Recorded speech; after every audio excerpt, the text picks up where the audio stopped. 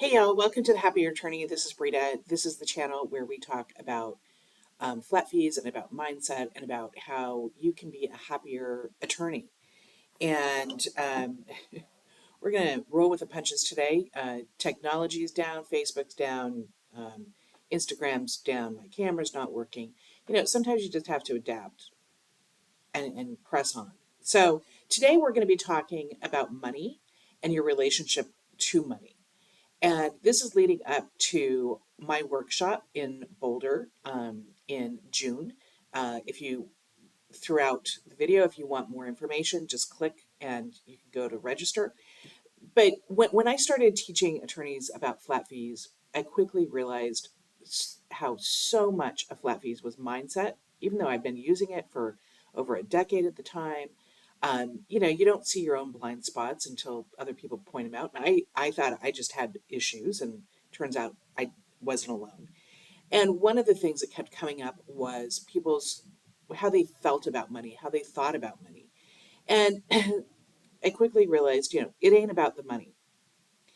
And money is a necessary part of our lives. We can't live without money. We can't eat without money. We can't get to work without money. We can't do anything without money. And so given the fact that it's such a part of our lives, we have a relationship with it, whether you think about it or not. And the health of that relationship is going to have a direct bearing on your life, on how much money you have, how much money you keep, how much money you make. Everything about your life is going to be dependent on, in some way or another, about money. Okay? So, what happens is if we have some limiting beliefs about money, or we don't like money, or we feel guilty about having money, we're going to self-sabotage. And I see it time and time again. And I used to do it. Okay. I thought my money issues were a lack of information. And so I would read all of the personal finance books. I did Dave Ramsey course twice. Okay. The problem wasn't information. I had the information. The problem was the behavior. So then I would know the things and I wouldn't do the things. And then I would feel like crap about myself and beat the crap out of myself, which didn't help, by the way. And my pattern was I would make decent money and then blow it.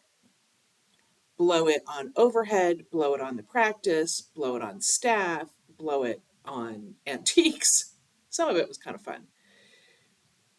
And this cycle just continued over and over and over again until I started working on myself internally. And then it started to heal. And then I started identifying what I actually felt about money, what I thought about money.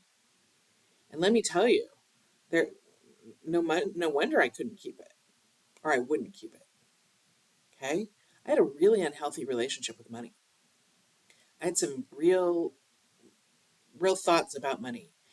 And some I was aware of from my mother had her own issues with money, but a lot of I wasn't. And if you're not aware of those thoughts, you're going to self-sabotage. They're going to get in your way. So whether it is you feel guilty about taking money from clients, charging for your services, whether you think, oh, nobody would ever pay that, I could never make that much money, or maybe you make great money, but you blow it all. You overspend. Maybe you make great money and you hoard it, which is just as unhealthy, by the way. So if you're sitting there going, oh, I make plenty of money and I save 15% and I put my retirement and da, da, da, that's fine. That's great. You might have great, healthy financial habits, but maybe you're fighting with your spouse every 6 months because they want to spend more than you do. Maybe you're holding it on too tight. I had a family member once who made amazing money. Amazing money. and never enjoyed a penny of it. And there's a big difference between being frugal and being responsible and just hoarding money. And so his relationship with money was just as dysfunctional as somebody who blows it all. So this workshop is in Chautauqua, Boulder, Colorado, in a beautiful natural setting, and it's going to be a little over 2 days. It's Wednesday after late afternoon through Friday. Details are below. First week in June, and I'm going to have this every year. So if you can't come to this one, get on our newsletter and at happierattorney.com and pick up the next one. It is about your relationship with money. And there's some financial information. We go through profit first and we go through getting real on your expenses because that's another thing that I see a lot of attorneys doing. They really they haven't run the numbers. And when they run the numbers, they're like, oh, well, no wonder I'm broke. Okay.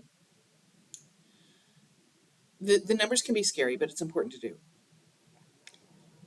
But most of the time, it is how they really feel about money and what's going on there and getting through those blocks so you don't continue to self sabotage. And let me tell you, if you are struggling financially, if you get nothing else out of this video, know that you're not alone. There's a lot of shame involved in that, especially when you are a high achiever, you're highly educated, we're attorneys, we're supposed to make all this money. And it's really demoralizing when you're like, I've had my own practice for 10 years and I made $60,000 last year. True story. Someone I just talked to. And then you really start beating the crap out of yourself. Okay. That's what this workshop is meant to address is what's really going on there internally that you're self-sabotaging. This is not woo-woo manifesting money. We're not going to sit around with crystals calling money to her, none of that nonsense. Okay. This is about mindset. This is about challenging yourself. And this is about getting real and taking 100% responsibility for your life and figuring out what you truly want in life and how to get it and what is actually stopping you. Okay. So if anything has called out to you in this video, you're like, oh, that's me. Come to the workshop. Yeah, you're going to have to spend some time. You're going to have to spend some money you don't want to spend. That's not why you're resistant to coming. Okay. Some of this is just being uncomfortable and facing the truth. But what's it costing you to not do this work? That's the real question.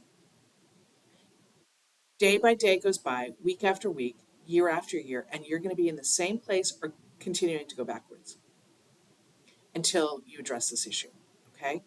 There are only limited spots. We're only doing 10 people max, and one's already taken. Um, so if you're like, oh, God, that sounds like something I need to do, you need to book. You need to book now. Okay. So hope to see you there. Again, this is not an intellectual issue. It never is.